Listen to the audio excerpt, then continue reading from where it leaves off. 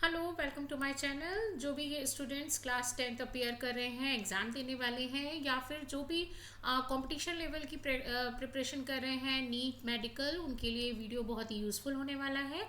क्योंकि हम यहाँ पे एमसीक्यूज़ की प्रैक्टिस करने वाले हैं विद दी एक्सप्लेनेशन, और वो भी साइंस की लाइन बाय लाइन से जितने भी एमसीक्यूज़ बनते हैं वो हम यहाँ पे प्रैक्टिस करने वाले हैं। और जो क्लास 10th कर रहे हैं उनके लिए भी बहुत यूज़फुल है, क्योंकि यहाँ एक्सप्लेनेशन के थ्रू आपको मैक्सिमम पार्ट वीडियो के एंड तक का लर्न भी हो जाएगा, और इसके थ्रू आपके true false fill ups, very short answers भी मैक्सिममली कवर हो जाएंगे। सो वीडियो को स्किप मत करिएगा। आइए देखते हैं हमारा टॉपिक है हमारा class 10th transportation in human beings. ये एज इट इज़ आपकी एनसीईआरटी में यही एक कोटेशन लिखी हुई है। इसको आप सर्कुलेटरी सिस्टम भी बोल सकते हैं। और ये पार्ट 1 है, क्योंकि वीडियो बहुत लेंदी हो रहा था। आपको भी पता है ये टॉपिक बहुत ही ज़्यादा लेंदी है, इसको समझ के चलना होता है, मैक्सिमम क्वेश्चंस भी आते हैं। इसलिए मैंने पार्ट 1 और पार्ट 2 में डिवाइड किया है। पार्ट 2 भी बहुत जल्दी आ जाएगा। सो वीडियो को स्किप मत करिएगा, क्योंकि ये यूज़फुल होने वाला है। और चलिए जल्दी से स्टार्ट करते हैं। ये हैं कुछ चैनल के स्पेसिफिक की पॉइंट्स जिससे कि आपको चैनल को सब्सक्राइब करना चाहिए। और अब आगे बढ़ते हैं। फर्स्ट क्वेश्चन है हमारा, what is a main function of blood in human beings, right. So human beings में ब्लड का मेन फंक्शन क्या है। मैं हिंदी में भी डिक्टेट कर रही हूँ। कुछ स्टूडेंट्स होंगे जो हिंदी मीडियम के या फिर समटाइम्स इंग्लिश मीडियम के स्टूडेंट्स को भी टर्म्स क्लियर नहीं होते हैं, तो वो हम यहाँ पे एक्सप्लेन करते हुए चलेंगे। सो यहाँ पे फंक्शन पूछ रहे हैं कि हमारी बॉडी में ब्लड का मेन काम क्या है, राइट। ए है डाइजेशन, बी है ट्रांसपोर्टेशन ऑफ सब्सटेंस, सी है रेस्पिरेशन ओनली, एंड डी है एक्सक्रीशन ओनली। सो ये थोड़ी सी मिस्टेक हो गई है, इसके लिए सॉरी। और चलिए आंसर देखते हैं कि ब्लड का हमारी बॉडी में मेन काम क्या है। Transportation of substance. अगर आपने मेरा डाइजेस्टिव सिस्टम वाला वीडियो देखा होगा तो उसमें मैंने यही एक्सप्लेन किया है कि जो कुछ भी हम खाते हैं, डाइजेस्ट करते हैं, तो वो अल्टीमेटली लिक्विड फॉर्म में किसको दे दिया जाता है, ब्लड को। ओके। अब ब्लड का काम होता है कि वो पूरी बॉडी में आप इस तरीके से आर्टरीज के ज़रिए पूरी बॉडी में ऑक्सीजन के साथ साथ आपके जितना भी फूड मटेरियल आपने खाया है और उससे जो कार्बोहाइड्रेट, प्रोटीन और फैट वगैरह बना है, तो वो आपकी बॉडी में देता है। So blood transport oxygen, digested food, hormones and the waste material throughout the body. इसको ध्यान में रखिएगा। एक्सप्लेनेशन इसीलिए है ताकि आप अपने नोट्स बना सकें। और ये पिक्चर मैंने इसलिए रखी हुई है ताकि जो चीज़ें आप देख के करते हैं ना लर्न, तो वो अच्छे से याद रहती हैं, ऑल टाइम आपके माइंड में सेट रहती हैं। नेक्स्ट है, which part of the blood carries oxygen. इनमें से ब्लड का कौन सा भाग जो है, पार्ट है, वो ऑक्सीजन को कैरी करता है। ए है प्लेटलेट्स, बी है प्लाज्मा, सी है आरबीसीज, एंड डी है डब्ल्यूबीसीज। देखिए आप एक चीज़ समझिए कि ये जो ब्लड है ना ह्यूमन बींग्स में, वो कुछ ना लैमिनेट की तरह है। ठीक है, इसको एग्जाम्पल के तौर पे ले लीजिए। ठीक है, लैमिनेट में जैसे हम शुगर और हल्का सा सॉल्ट और लेमन जूस और ये सब डालते हैं ना, तो यहाँ पे क्या है, जो को रिजेंबल करिए कि आपने जो शुगर डाली है वो आरबीसीज हो गई है। ओके। जो सॉल्ट डाला है छोटा सा पार्ट, वो है आपका डब्ल्यूबीसीज, और जो आपने लेमन डाला है वो है आपके प्लेटलेट्स, और जो ये लिक्विड पार्ट है पानी वाला, ठीक है, वो है आपका प्लाज्मा। तो कुछ इस तरीके से अगर आप पढ़ाई को, स्टडी को ना विद दी एग्जाम्पल समझते हैं तो वो बहुत इजी हो जाता है। अगर आप रटने बैठेंगे तो वो रटने से कुछ भी नहीं होगा, ब्लड के आप कंटेंट ही याद करते रह जाएंगे। तो समझ के चलो कि जैसे आप कोई भी चीज़ घर में बना रहे हैं वाटर में फिल डिज़ोल्व करके, तो उसमें से ये सारी चीज़ें हो गई हैं, प्लाज्मा हो गया आपका वाटर, और बाकी ये सारी चीज़ें हो गई जो आपने ऐड की हैं बाहर से। ओके। तो ब्लड को कैरी कौन करता है, यहाँ पे मेन पॉइंट ये है। तो ब्लड को कैरी करने ऑक्सीजन को कैरी करने वाला होता है हमारा RBCs, right. Red blood sales जो है ना, वो ऑक्सीजन कैरी करती है। क्यों? क्योंकि होता है उनमें haem protein. Right. So RBCs red blood cells contain haemoglobin. Globin मतलब एक प्रोटीन है, ही मतलब रेड कलर का, which binds with the oxygen and carries it to the body tissues. जो भी हम ऑक्सीजन रेस्पिरेशन में ले रहे हैं ना, आप मेरा रेस्पिरेशन वाला वीडियो भी चेक कर लीजिएगा, वहाँ पे भी फुल एक्सप्लेनेशन के साथ है. तो आई थिंक आपको मैक्सिमम चीज़ें लर्न हो जाएंगी, और चैप्टर का क्राइटेरिया जो भी है, जो भी फंक्शन हमारी बॉडी में चलते हैं ना, तो वो मैक्सिमम वे में आपको कवर हो जाएगा. राइट. सो यहाँ पे आरबीसीज क्या है, हम जो रेस्पिरेशन में ऑक्सीजन इनटेक करते हैं, तो वो हमारी ब्लड में जो आरबीसीज है उसके साथ घुल के क्या बनाएगा, ऑक्सी हीमोग्लोबिन. ओके, जिसके थ्रू हमारा जो ब्लड है ना वो रेड रहता है. नेक्स्ट है which blood vessels carries blood away from the heart. Questions को समझना बहुत ज़रूरी है, तभी आप इसके आंसर्स अच्छे से टिक कर पाएंगे. बट अदरवाइज समटाइम्स ना इतने क्लोज रिलेटिव आंसर्स होते हैं कि आप भी कंफ्यूज हो जाओगे कि लगाना क्या है, यहाँ पे सही आंसर क्या है. अवे का मतलब बोल रहे हैं, तो अवे का मतलब होता है दूर जाना. ओके, दूर जाना, सॉरी ये गलत हो गया, दूर जाना. तो यहाँ पे क्या है, मतलब कौन सी ब्लड वेसल्स है जो ब्लड को दूर ले जाती है हार्ट से. ठीक है, हार्ट से अलग कर दूर ले जाएगी. तो यहाँ पे ए है वेन, बी है आर्टरी, सी है कैपलरी एंड डी है वॉल्व. तो देखिए वेन, आर्टरी, कैपलरी और वॉल्व, ये सब सर्कुलेटरी सिस्टम में आते हैं. इन सबको समझना बहुत ज़रूरी है. तो यहाँ पे जो आंसर है राइट, पहले मैं वो बता देती हूँ. आंसर है आर्टरी. ठीक है, देखिए जैसे आप सपोज करिए कि आप जब बैठे हैं ना, तो जो राइट साइड वाला आपका राइट हैंड है ना, तो वो उस तरफ है राइट साइड, और जो ये लेफ्ट साइड वाला है तो ये लेफ्ट साइड. ठीक है, तो अब यहाँ पे जैसे ये हार्ट होता है ना, मैंने बोला ये है आपका राइट साइड, मिरर इमेज जो बनती है, तो ये है आपका राइट साइड और ये है लेफ्ट साइड. ठीक है, तो यहाँ पे आर्टरीज जो होती है ना, वो ब्लड को कैरी करती हैं. मतलब हार्ट में जब पंप हो जाता है पूरी तरह, तो पंप, ये 4 सेक्शन होते हैं ह्यूमन बॉडी में. इधर से यहाँ पे आया, इधर से इधर गया, फिर अंदर लंग्स पे जाता है, फिर उसके बाद यहाँ से आके वो दूसरे उसमें भेज दिया जाता है. राइट. तो ये आर्टरी जो है ना, वो पूरे बॉडी में इस तरीके से घूम घूम के, चाहे वो आपके हेड वाला पोर्शन हो, चाहे वो हेड से नीचे वाला पोर्शन हो, सब जगह लेके जाती है. इसीलिए जो शोल्डर वाला पार्ट है उसको बोलते हैं इन्फीरियर. राइट. और जो शोल्डर से ऊपर वाला पार्ट है उसको बोलते हैं सुपीरियर. राइट. तो सुपीरियर पार्ट से और इन्फीरियर पार्ट दोनों से आर्टरीज जो है, तो दोनों तरफ आर्टरी जो है वो ऑक्सीजन रिच ब्लड लेकर जाती है हार्ट से. Okay, so arteries carry blood away from the heart. क्यों? क्योंकि इसमें ऑक्सीजन मिला हुआ होता है. जब पल्मोनरी वेन आती है ऑक्सीजन मिला हुआ ब्लड लेके, तो वो ऑर्टा को दे देती है, सबसे मेन जो आर्टरी है बड़ी वाली. और उसके बाद धीरे धीरे धीरे धीरे पूरी बॉडी में वो आर्टरीज के जरिए फैल जाता है ब्लड जो है ऑक्सीजनेटेड, और फिर कैपलरी के थ्रू आपकी हर एक सेल में पहुंचाया जाता है. तो they have a thick elastic walls to withstand high pressure. Arteries में क्या होती है, बहुत हाई प्रेशर होता है. क्यों? क्योंकि इसको तुरंत यहाँ पे जो पंप करके यहाँ से जा रहा है ना, ये वाला, तो जब पंपिंग होती है तो एकदम से इसको ना पूरा काम करना होता है, क्योंकि अभी फिर से दोबारा ये आने वाला है इस सेप्टम में. तो यहाँ पे क्या होता है, इस पर बहुत ही ज़्यादा प्रेशर होता है, इसीलिए इसकी थिक वॉल होती है. क्योंकि अगर ज़्यादा प्रेशर ज़्यादा है तो मजबूती रखनी पड़ेगी, अदरवाइज आर्टरी फट जाएगी. तो इसीलिए जो इसकी वॉल होती है उसको थोड़ा सा मोटा रखा जाता है, हाई प्रेशर झेल ले.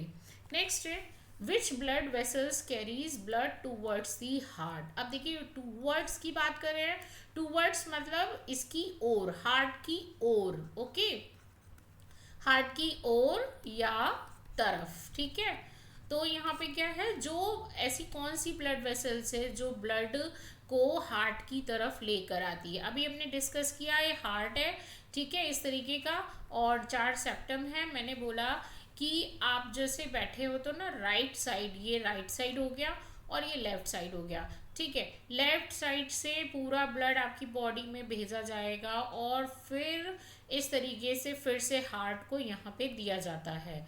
ओके, तो ये क्या है, ये है हमारा आर्टरीज, कैपलरी, ऑप्शन देख लीजिए, artery, capillary, when, aorta. Right, तो यहाँ पे ये क्या है, ये बनी ऑर्टा जो कि लेके जाएगी, और यहाँ पे क्या आ रहा है, ब्लड आ रहा है वेन में। ओके, जो जो वेन होती है वो हार्ट की तरफ लेकर आती है ताकि ब्लड को प्यूरिफाई किया जाए। एक चीज़ और मैं यहाँ पे क्लियर कर देती हूँ कि आपको जब भी क्वेश्चन आएगा ना फिल्ट्रेशन ऑफ ब्लड, तो वहाँ पे आपको लगाना है किडनी। जब आएगा प्यूरिफिकेशन ऑफ ब्लड, तो आपको टिक करना है हार्ट। ओके, सो प्यूरिफिकेशन होता है, प्यूरिफिकेशन के लिए आपको यूज़ किया जाएगा हार्ट। ओके, और फिल्ट्रेशन के लिए याद रखिए, कभी भी गलती मत करिएगा, किडनी। राइट, क्योंकि ये अक्सर बच्चे इसमें ही गड़बड़ कर देते हैं, किडनी। राइट, तो यहाँ पे vein carry blood back to the heart and contains walls to prevent back flow of blood. मतलब जब ये वेन्स जो हैं ब्लड को हार्ट की तरफ लेकर आ रही है ना, तो वहाँ पे कुछ वॉल्स होते हैं। वॉल्स मतलब एक तरीके के डोर होते हैं जो कि उसके बैक फ्लो, यानी ये जो ब्लड आ रहा है ना, तो उसको पीछे जाने से रोकते हैं। चाहे आप किसी भी पोजीशन में हो, आप चाहे एक्सरसाइज कर रहे हैं, आप सो रहे हैं, आप किसी भी कंडीशन में आप झुके हुए हैं, तो आप किसी भी कंडीशन में होंगे तो भी ये वॉल्व क्या करेंगे, बैक फ्लो को प्रिवेंट करेंगे, यानी कि ब्लड को एक डायरेक्शन में ही ले जाते हैं, वापस नहीं जाने देते। नेक्स्ट है, what is a pumping organ of the circulatory system. Pumping organ क्या है भाई, यहाँ पे पंप जो होता है वो ब्लड को पंप कौन करता है, ए है किडनी, बी ब्रेन, सी लंग्स, डी हार्ट। तो ये तो बहुत इजी सा है, आप क्लिक कर लेंगे हार्ट को। राइट, तो करेक्ट आंसर है हमारा heart. The heart pumps bloods continuously to all part of the body. Okay, और ये याद रखिए, ये आता है आपका किसमें, इनवॉलेंट्री फंक्शंस में। जो इनवॉलेंट्री मूवमेंट है ना, उसमें आता है, क्योंकि ये आपकी मर्जी से नहीं चलता। ओके, तो जो वॉलेंट्री होते हैं वो आपकी मर्जी से चलते हैं, इनवॉलेंट्री वो आपकी मर्जी से नहीं चलते। ये आता है ऑटोनोमस नर्वस सिस्टम के अंदर। राइट, नेक्स्ट है, which chamber of the heart pumps oxygenated blood to the body. Which chamber of the heart, इसमें हार्ट का कौन सा चैम्बर, देखिए अभी बताया था मैंने 4 चैम्बर इस तरीके से होते हैं। तो आपको ये पूछ रहे हैं, heart pumps oxygenated blood to the body. देखिए वेन जो है वो इधर से लेकर आ रही है पूरा ब्लड, ऊपर से भी आ रहा है जो हेड की तरफ से, तो हेड की तरफ से भी क्या बताया मैंने, सुपीरियर। ओके, और इधर की तरफ से इंफीरियर। तो यहाँ की तरफ से जो ब्लड लेके आ रहा है, उसके बाद ब्लड कैसा होगा, वो डीऑक्सीजनेटेड, मतलब उसमें ऑक्सीजन की क्वांटिटी कम होगी। अब वो यहाँ पे आता है, राइट, फिर इसको दिया जाता है, ये वेंट्रिकल को, ये होते हैं अट्रियम, ये होते हैं वेंट्रिकल, और फिर यहाँ से ना अंदर की ओर भेजा जाता है। अंदर कौन लेके जाता है, pulmonary artery. Okay, pulmonary artery मतलब जो लंग्स से जुड़ी हुई है वो लेके जाएगी, और लंग्स में जो हम ऑक्सीजन इनटेक कर रहे हैं ना, उसको वहाँ पे मिला देगी ब्लड में, और फिर क्या करेगी, इसको इधर लेके आएगी, और यहाँ से वेंट्रिकल से इसको इधर आगे भेज दिया जाएगा, इस वाले पार्ट से, राइट वाले पार्ट से ऑर्टा को, यानी कि आर्टरीज को दे दिया जाता है, और ब्लड फिर से पूरी बॉडी में घूमता घूमता फिर इस तरीके से आता है। तो यही पूछ रहे हैं, इनमें से कौन सा चैम्बर जो है वो ऑक्सीजनेटेड ब्लड को बॉडी में पंप करता है, यानी कि भेजता है। ए है राइट अट्रियम, बी है राइट वेंट्रिकल, सी है लेफ्ट अट्रियम, डी है लेफ्ट वेंट्रिकल। तो आंसर है हमारा लेफ्ट वेंट्रिकल। देखिए ये बोला ना, इधर साइड पे आपका ये क्या कौन सा पार्ट है, राइट। ओके, आप इधर साइड पे बैठे हैं, तो सपोज करिए ये राइट पार्ट है, राइट हैंड वाला, राइट हैंड साइड वाला, राइट वाला। ओके, और ये रहा राइट वेंट्रिकल, ये है आपका लेफ्ट एट्रियम, और ये रहा लेफ्ट वेंट्रिकल। तो left ventricle has thick thick muscular walls because it pumps blood to the entire body. देखो आप फिर से इसका सर्कुलेशन समझिए, पूरी बॉडी से ब्लड आया राइट एट्रियम में, राइट। अब राइट एट्रियम में क्या लगे, वॉल्स, ठीक है, आप पढ़ेंगे वहाँ पे एवी और एसवी करके हैं। तो यहाँ पे क्या है कि एट्रियम में एवी होता है और यहाँ पे एक वॉल्व लगा रहता है ताकि वो ब्लड जो है वापस ना जाए, और एक वॉल्व यहाँ पे लगा होता है, इसे एसवी कहते हैं। और यहाँ पे क्या होता है, नोड्स होते हैं ये एक तरीके के, और यहाँ से जब इसमें ब्लड फिल हो जाता है एट्रियम में, फिर उसके बाद इसको पोर किया जाएगा, ठीक है, वेंट्रिकल में, फिर जाता है ये अंदर लंग्स में, ओके, और लंग्स में जाके फिर ये कहाँ पे आएगा, लेफ्ट एट्रियम, और जल्दी से इसको पुश करके बाहर भेज दिया जाता है, यानी कि पूरी बॉडी में अब ऑक्सीजन वाला ब्लड सप्लाई किया जाए, ओके। तो क्या ये फंक्शन आपको क्लियर हुआ या नहीं? अगर क्लियर हुआ है दैट इज़ वेरी गुड, और इसके मतलब जो फंक्शन है वो समझना ज़रूरी है। बाकी तो देखिए ये चीज़ें थोड़ी थोड़ी तो याद करने वाली हैं। तो लेफ्ट वेंट्रिकल जो है वो ही सबसे ज़्यादा थिक वॉल वाला होता है, क्यों? क्योंकि सारा का सारा प्रेशर उसके ऊपर आ रहा है कि उसको यहाँ से कलेक्ट भी करना है और वापस बॉडी में भेजना भी है, इसलिए वो थिक वॉल के रखे जाते हैं। नेक्स्ट है, सॉरी वेट, नेक्स्ट है what is a fluid part of the blood called, यानी कि ब्लड के फ्लूइड पार्ट को क्या कहते हैं? फ्लूइड मतलब एक तरीके का लिक्विड पार्ट कह सकते हैं, जो थोड़ा सा सेमी लिक्विड होता है, उसको क्या कहते हैं? A platelets, B plasma, C RBCs and D डब्ल्यूबीसीज। रिमेंबर, रिकॉल करिए, अभी मैंने बोला कि जैसे आपको लैमिनेट बनाना है, ये आपने ले लिया वाटर, ओके, वाटर में आपने क्या ऐड किया, थोड़ा सा शुगर और हल्का सा सॉल्ट, और उसके बाद लेमन, और फिर थोड़ा सा आइस क्यूब वगैरह, वो सब चीज़ें, ठीक है। अब यहाँ पे क्या है, ये जो लिक्विड पार्ट है, ये शुगर हो गया आपका, आरबीसीज क्योंकि ज़्यादा क्वांटिटी में पड़ता है, डब्ल्यूबीसीज क्या हो गया, सॉल्ट क्योंकि ये छोटी क्वांटिटी में होता है, प्लेटलेट्स क्या हो गई, ये जो आपने हल्का हल्का सा लेमन डाला है, राइट। अब ये लिक्विड पार्ट क्या बचा हमारे पास, यस, प्लाज्मा। देखिए plasma is a liquid medium of the blood that transport nutrients, hormones and the waste. Blood का आपको बताया, blood is a connective tissues, tissue, तो टिश्यू मीन्स क्या होता है, टिश्यू क्या होता है, जिसमें कई सारी ग्रुप ऑफ सेल्स, ठीक है, ग्रुप ऑफ सेल्स। तो ब्लड में क्या है भाई, ये एक लिक्विड पार्ट है जो प्लाज्मा है, ओके, और बाकी क्या है, जो सेल्स, ग्रुप ऑफ सेल्स है, चाहे वो आरबीसीज हैं और डब्ल्यूबीसीज हैं, तो ये क्या है, सेल्स हैं, इसलिए ब्लड क्या बनता है, एक कनेक्टिव टिश्यू, ओके।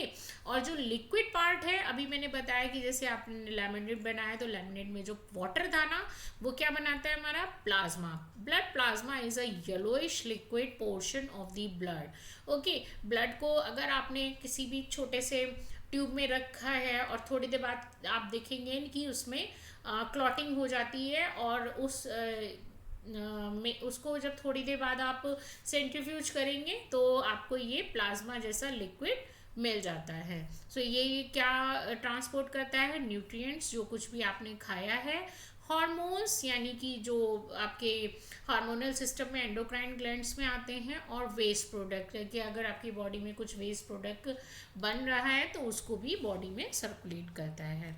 नेक्स्ट है which blood cell help in a fighting infection. ऐसी कौन सी सेल है, सेल का नाम बताइए, जो इन्फेक्शन से फाइट करने में हेल्प करती है। सो ए है आरबीसीज, बी है प्लेटलेट, सी है डब्ल्यूबीसीज एंड डी है प्लाज्मा, राइट। तो ये याद रखिए कि फाइटिंग इन्फेक्शन, फाइट करने का काम किसका है भाई, यस, आंसर इज सी डब्ल्यूबीसीज। कभी भी फाइटिंग या जर्म्स या इन्फेक्शन या डिसीज या कुछ का किसी का भी नाम आए तो लड़ने का काम किसका है, डब्ल्यूबीसीज, ठीक है। डब्ल्यूबीसीज, WWF सुना है ना आपने, तो उसी से रिलेट कर लीजिए। जो डब्ल्यूबीसीज है ना, तो हमेशा वो लड़ाई पे ही रहता है, चाहे वो फॉरेन ऑर्गेनिज्म जैसे ही एंटर करता है, फॉरेन जर्म्स, तो उससे लड़ता है और आपकी इम्यून सिस्टम को डेवलप करता है। तो WBCs protect the body from the germs and diseases. ये कुछ टाइप्स दिए हुए हैं WBCs के। और हाँ, W है, वाइट है, तो ये इस तरीके से ना वाइट कलर का होता है, वाइट कलर्स की होती है, मतलब कलरलेस होती हैं, और इनका शेप होता है अमीबिक। ठीक है,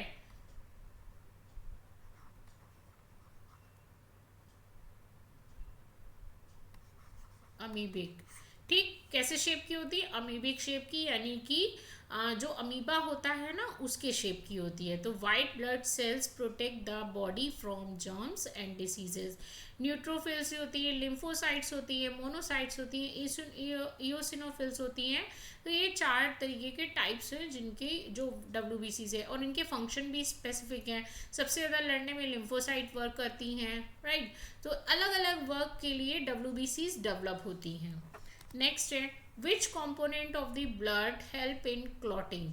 मतलब ब्लड का थक्का जमने में इनमें से कौन हेल्प करता है? ए है प्लाज्मा, बी है प्लेटलेट, सी है RBCs एंड डी है WBCs। ओके, तो ब्लड का थक्का यानी कि क्लॉटिंग करनी है, तो इसके लिए कौन काम आएगा? Yes, platelets. देखिए प्लेटलेट्स का काम क्या है, एक तरीके का, जैसे ही कहीं पे भी कट लग गया, ब्लीडिंग स्टार्ट हो गई, आपका जो भी ब्लड है, RBCs WBC सब निकलता जा रहा है। लेकिन अब थोड़ी देर बाद क्या होगा कि प्लेटलेट्स वहाँ पे आएंगे और वहाँ पे एक नेट लाइक फॉर्मेशन कर देंगे, जिससे कि क्या होगा, थोड़ी देर बाद जो RBCs WBCs हैं वो उनमें धीरे धीरे फंसती जाएंगी और वहीं का वहीं स्टॉप हो जाएंगी। ये कुछ इस तरीके से है जैसे बहुत सारे लोग किसी रेलवे स्टेशन पे या कहीं पे भी हैं, और अचानक से वहाँ पे क्या किया जाए कि कहीं पे भी किसी भी हॉल में बहुत सारे लोग हैं और इधर उधर घूम रहे हैं, एकदम से निकल रहे हैं, और अचानक से वहाँ पे गेट बंद कर दिया जाए। तो गेट बंद कर दिया जाए या फिर कोई चैनल लगा दिया जाए, जैसे आपने बैंक वगैरह में देखा होगा, तो लोग क्या करते हैं, चैनल के पास ही रुक जाते हैं, वहीं पे चिपक जाते हैं। तो ऐसे ही RBCs क्या होता है, प्लेटलेट्स जाता है, एक तरीके का चैनल बनाएगा, इस तरीके से चैनल बना देते हैं, और इनमें क्या होता है, WBCs RBCs जो है फंस जाते हैं, फिर वो बाहर नहीं आते, और इसी को ही हम बोलते हैं कि फिर क्लॉटिंग हो गई है, अब ब्लड बाहर नहीं आ रहा है, और थोड़ी देर बाद क्या होता है कि वहाँ से ब्लड निकलना ही बंद होता है। तो ये प्लेटलेट्स का यही काम होता है। Platelets help in the blood clotting and prevent excessive bleeding during injury, यानी कि ये एक्सेसिव ब्लीडिंग, ज़्यादा ब्लड को निकलने से रोकता है जब भी आपको कोई भी इंजरी हो जाए।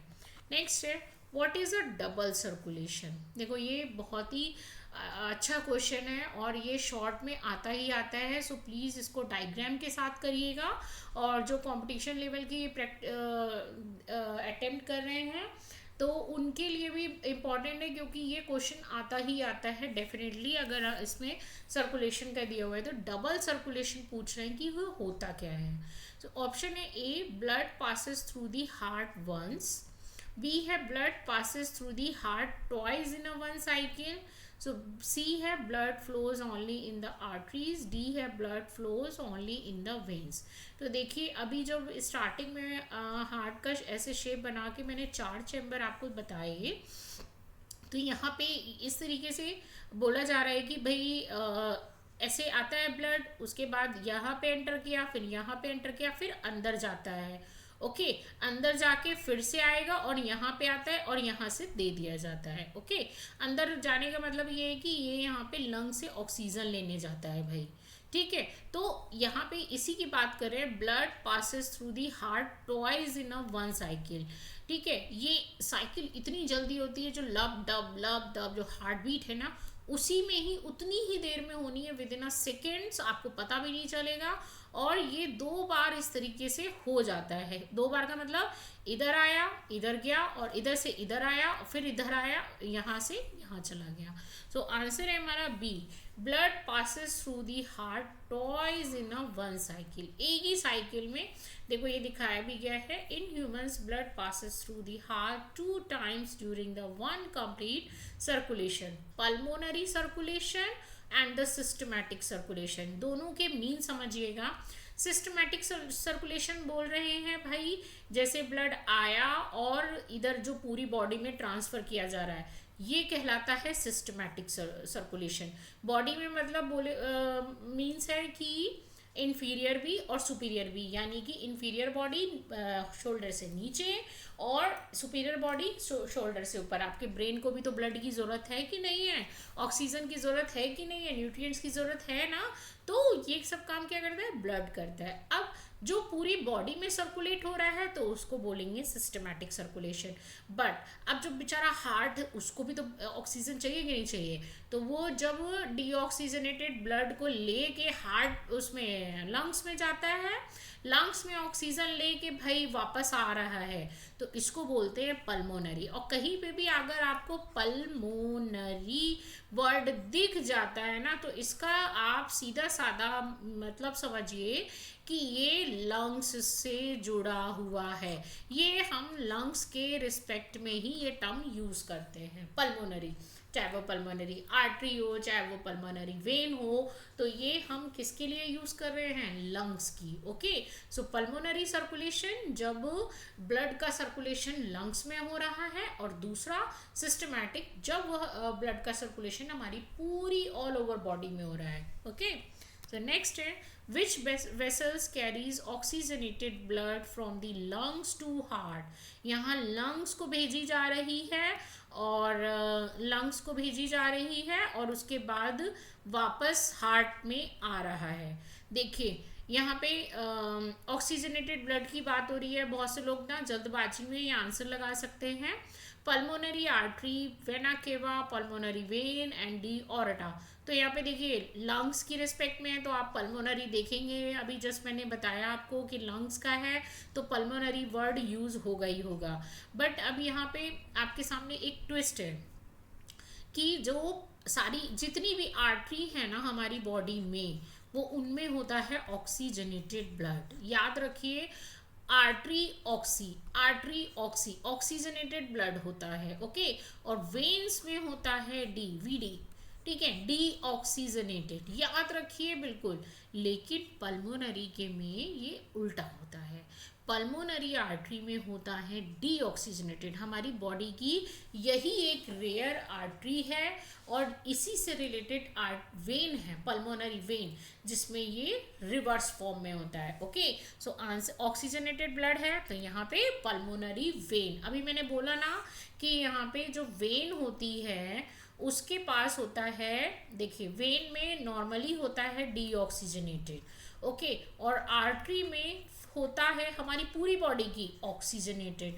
बट जैसे ही हम पल्मोनरी यूज करते हैं, मतलब लंग्स की बात करते हैं कि लंग्स में को ऑक्सीजन चाहिए, यानी कि सॉरी लंग से ऑक्सीजन ब्लड में मिलना है, तो जैसे ही पल्मोनरी वेन होता है ना, तब यहाँ की बात यहाँ तक पहुँच जाती है। सो पल्मोनरी वेन में कैसा होता है, ऑक्सीजनेटेड, और पल्मोनरी आर्टरी में कैसा होता है, डीऑक्सीजनेटेड। ये बात बिल्कुल याद रख लीजिए क्योंकि ये इतनी इम्पोर्टेंट है कि आप सोचिए कि आपने गलत आंसर लगा दिया ना, आप तो ये बोलोगे कि मैम ने बोला था कि सारी आर्टरीज में ऑक्सीजनेटेड ब्लड होता है। बट आपको ये भी याद रखना है कि मैंने ये भी बोला है कि पल्मोनरी एक ऐसी आर्टरी है जिसमें कि डीऑक्सीजनेटेड ब्लड होता है।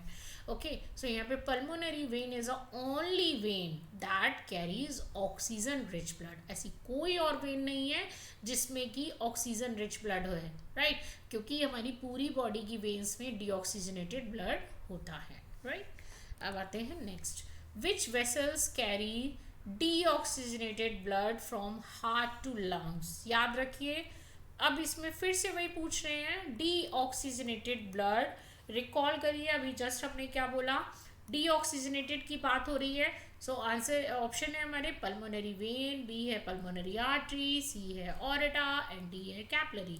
तो डीऑक्सीजनेटेड ब्लड की बात हो रही है और हार्ट से लंग की बात हो रही है, तो भाई क्या होना चाहिए, पल्मोनरी आर्टरी। क्योंकि अभी जस्ट रिकॉल करिए, अभी मैंने बताया कि वेन में होता है नॉर्मली डीऑक्सीजनेटेड और आर्टरी में होता है आपका ऑक्सीजनेटेड।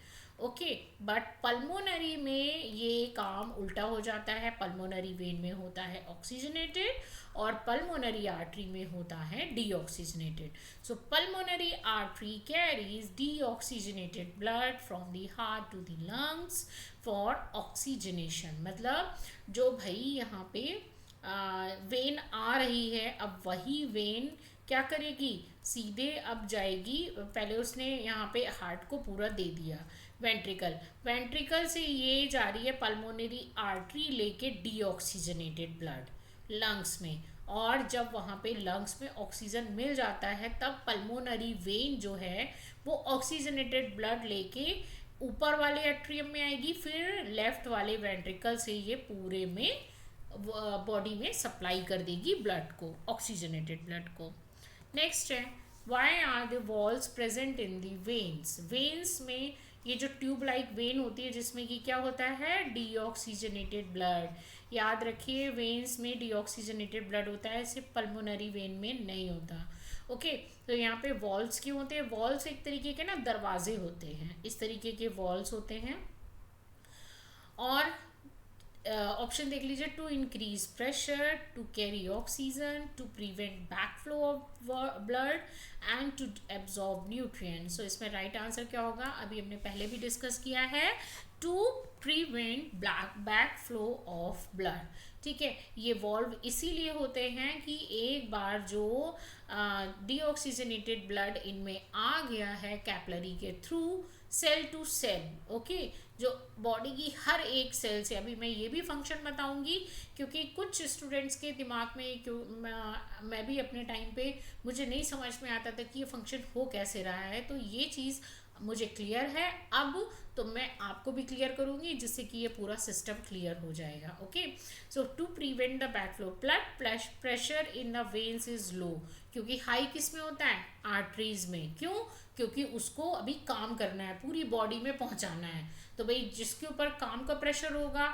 ज़्यादा काम होगा, उसी के ऊपर तो प्रेशर होगा। तो आर्टरीज के पास बहुत काम होता है क्योंकि उसको पूरी बॉडी में ऑक्सीजन रिच ब्लड लेके जाना है, और वेन्स के पास क्या है, मिल ही जाएगा, ठीक है, तो इसके पास लो प्रेशर होता है। So walls ensure blood flow in the one direction. बस इसका इतना काम है कि ये इतना श्योर करता है, कंफर्म करता है कि जो ब्लड इसके पास आया है अब वो वापस नहीं जाएगा।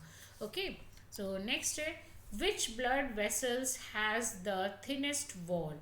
इनमें से कौन सी वेसल की वॉल थिन होती है, मतलब सबसे पतली होती है, राइट। ए है आर्टरी, बी है वेन, सी है कैपिलरी एंड डी है ऑर्टा।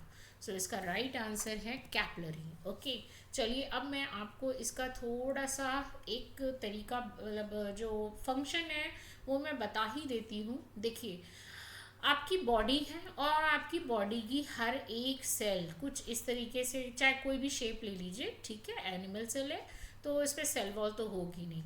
अब हमने क्या डिस्कस किया कि भाई हार्ट जो है वो ऑर्टा से क्या कर रहा है, इस तरीके से देता है आर्टरी को ब्लड, और ये आर्टरी ना पूरी बॉडी में हमारी, देखो कहीं से भी काटोगे तो खून आएगा। ओके इस तरीके से ना पतली पतली, ये जैसे थिन है ना, बिल्कुल हेयर लाइक, हेयर से भी बिल्कुल महीन, इस तरीके से ना हमारी हर एक सेल में पहुंच जाती है। ठीक है, तो एक कैपिलरी हुई हमारी आर्टरी की, ठीक है, आर्टरी की, क्योंकि आर्टरी क्या कर रही है, ऑक्सीजन रिच ब्लड लेकर आ रही है, और यही ये सेल में है, ठीक है, ये सेल के अंदर एम्बेडेड होती है, धस गई, ये इस तरीके से चिपक गई सेल के। अब क्या है, यहीं से ही वेन्स भी निकल रही हैं, हर एक सेल से वेन्स भी जा रही है। क्यों, क्योंकि आपकी हर एक सेल पूरा फंक्शन कर रही है कि नहीं, क्योंकि इस सेल को इसीलिए तो structural and functional unit of life कहते हैं, क्योंकि वहाँ पे भी मेटाबॉलिज्म हो रहा है, क्रेब्स साइकिल हो रही है, सारी साइकिल्स हो रही हैं, ठीक है, ऑक्सीजन भी, रेस्पिरेशन भी हो रहा है, और आपके जो जितने भी वेस्ट मटेरियल है वो भी बन रहे हैं। तो अभी देखो ब्लड दे दिया, ऑक्सीजन आया, और ब्लड में जितना भी फूड पार्टिकल्स हैं, न्यूट्रिएंट्स हैं, वो ये सेल क्या करेगी, डाइजेस्ट करेगी, अलग अलग सेल ऑर्गेनल्स के थ्रू अपना अपना काम करते हैं, प्रोटीन वोटीन सब डाइजेस्ट हो रहा है, और जब डाइजेस्ट हो गया, खाया पिया पचाया, ठीक, अब क्या हो जाएगा, जो पच डाइजेस्ट हो गया है, जो बिल्कुल वेस्ट मटेरियल है, और ऑक्सीजन क्या है, ऑक्सीजन भी कंज्यूम हो गई ग्लाइकोलिसिस वगैरह में। अब क्या है, जो भी पार्ट बचा है वो इस वेन को दे दिया जाएगा, और ये वेन्स भी कुछ इस तरीके की होती हैं, फिर जाके ये पतली पतली जो होते हैं वो एक मेन में जो इंफीरियर वेना केवा है उसमें जाके कनेक्ट होती हैं, और इस तरह से हार्ट को पूरा का पूरा ब्लड सर्कुलेट होता है। और ये होता कैसे है, जैसे ही लब डब साउंड आता है हार्ट का, जो कि हार्ट बीट होती है, तो इस तरीके से ना ये चलता रहता है। जैसे आप किसी क्यू में खड़े हो, और क्या होगा कि एक एक पर्सन को बार बार किसी चैनल के थ्रू अंदर आने दिया जा रहा है, तो वो अंदर जाएगा, फिर दूसरा उसकी जगह आगे आएगा, फिर दूसरा उसकी जगह आगे आएगा। तो जैसे टिकट काउंटर पे होता है ना, एक ने टिकट ले लिया चलो आगे बढ़ो, एक ने टिकट ले लिया आगे बढ़ो, तो बस इसी तरीके से ये ब्लड भी ना ऐसे यहाँ पे आता रहता है। हर एक चैम्बर को अपने अपने दिया जाएगा, एक स्टेप, दूसरा स्टेप, तीसरा स्टेप, चौथा स्टेप, पांचवा, फिर इधर और फिर ऑल ओवर बॉडी। तो यही है इसका मैकेनिज्म। ओके, सो अगर आपको क्लियर हुआ हो तो प्लीज़ मुझे कमेंट बॉक्स में बताना ज़रूर कि आपको ये मैकेनिज्म क्लियर हुआ है। अदरवाइज़ मैं एक वीडियो बनाऊंगी जिसमें मैं पूरी तरीके से इसको क्लियर करूंगी, और लाइक करना मत भूलना। नेक्स्ट है, what is a normal colour of oxygenated blood, यानी कि अगर आपका ब्लड ऑक्सीजन रिच है, उसमें बहुत अच्छे न्यूट्रिएंट्स हैं, तो उसका कलर क्या होगा। ए डार्क रेड, ब्लू है, बी है ब्लू, सी है ब्राइट रेड, एंड डी है येलो। राइट, तो यहाँ पे देखिए कंफ्यूजन होगा कि डार्क रेड लगाना है कि ब्राइट रेड लगाना है। तो याद रखिए जो ऑक्सीजनेटेड ब्लड है ना वो ब्राइट कलर का होता है, और जो हीमोग्लोबिन रिच है ना, हीम प्रोटीन रिच है, वो डार्क कलर का आपको बोला जाएगा। तो ऑक्सीजन रिच के लिए ऑलवेज आप क्या लगाएंगे, ब्राइट रेड, और हीमोग्लोबिन रिच के लिए क्या लगाएंगे, dark red. So oxygen rich blood appears bright red due to oxyhaemoglobin, क्योंकि मैंने बोला आपको कि जो ब्लड में आपका आरबीसीज में हीम प्रोटीन है ना, हीमोग्लोबिन प्रेजेंट है, तो वो ऑक्सीजन से मिलके ऑक्सी हीमोग्लोबिन बनाता है। इसका एक सीधा साधा एग्जांपल आप देख लो कि कुछ लोग होते हैं जिनके में जो बिल्कुल हेल्दी हैं, ब्लड अच्छा है उनका, थोड़ी देर में वो धूप में चले जाते हैं, उनके चीक्स जो हैं, गाल जो हैं, बिल्कुल चीकू की तरह रेड हो जाते हैं। तो ये कैसा है, ब्राइट रेड। ओके, क्योंकि वहाँ उनको ऑक्सीजन की उनकी बॉडी में ऑक्सीजन की सप्लाई अच्छी हो रही है, उनका ब्लड अच्छा है, पिंक हेल्दी बोलते हैं ना। सो वो यही होता है कि वो उनका ऑक्सीजन ब्लड जो है वो ऑक्सी हीमोग्लोबिन उसमें प्रेजेंट है, तो ये कैसे देगा, ब्राइट कलर। और अगर आपको ये चीज़ें बिल्कुल क्लियर हो गई हैं तो चैनल को लाइक करें, शेयर करें, और सब्सक्राइब करना मत भूलिएगा, क्योंकि इसके और भी पार्ट्स हैं, 2 या 3 ही मैं ही हार्डली रखूँगी। थोड़ा सा ये कॉम्प्लिकेटेड भी है, लेंदी भी है, तो इसको करते हुए चलिएगा। और मिलते हैं नेक्स्ट वीडियो में। Thank you so much for watching this video.